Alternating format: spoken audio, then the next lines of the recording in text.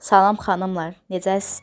Deməli bu günləri mama bizə kasıb pizzası bişirir, başımızı ağlatmaq üçün. Deməli harda ən ucuz çörək var, onları düzür. Harda çox qurumuş çörəklər var, onları düzür. Aha. Daha sonra üstünə indi güya firminin sos eləməyə çalışır. Kesula mayonez sadəcə qarışdırır.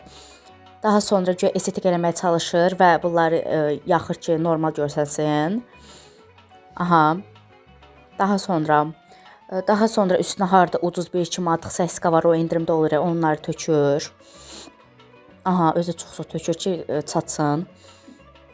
Tez qutarsın, yəni. Aha.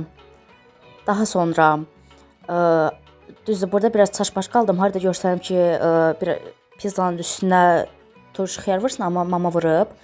Yaxşı göz yumaq. Aha.